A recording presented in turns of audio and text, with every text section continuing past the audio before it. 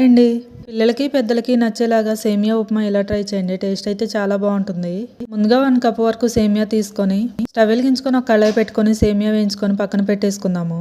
తర్వాత ఒక గిన్నె తీసుకొని 2 గ్లాసుల వరకు వాటర్ పోసుకొని 1 టేబుల్ స్పూన్ ఆయిల్ వేసుకొని వాటర్ మరుగుతున్నప్పుడు వేయించుకున్న సేమియా వేసుకొని మొత్తం ఒకసారి కలుపుకోవాలి. ఈ లోపు అయితే వెజిటేబుల్స్ కట్ చేసుకుందాము. Carrot, green capsicum, red capsicum, yellow capsicum, 2 onions, బంగాళదుంప, ఉల్లికాడలు, 2 పచ్చిమిర్చి, కొద్దిగా క్యాబేజ్, 3 టమాటాలు తీసుకొని సన్నగా కట్ చేసుకొని పెట్టుకుందాము.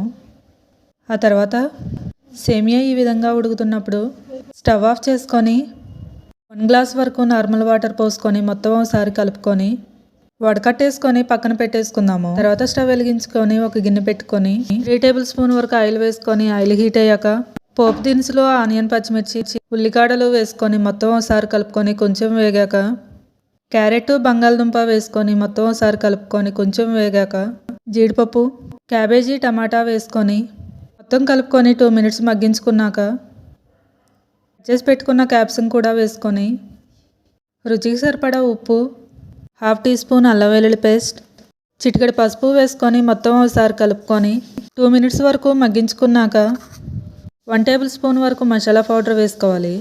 నచ్చితే మసాలా పౌడర్ అయినా, కారమైన పెప్పర్ పౌడర్ అయినా వేసుకోవచ్చు. అయితే మసాలా పౌడర్ వేసుకున్నాను. తర్వాత మొత్తం ఒకసారి కలుపుకున్నాక ఉడికించి పెట్టుకున్న సేమియా కూడా వేసుకొని మొత్తం ఒకసారి కలిసేలాగా బాగా కలుపుకొని 2 మినిట్స్ వరకు మగ్గించుకోవాలి.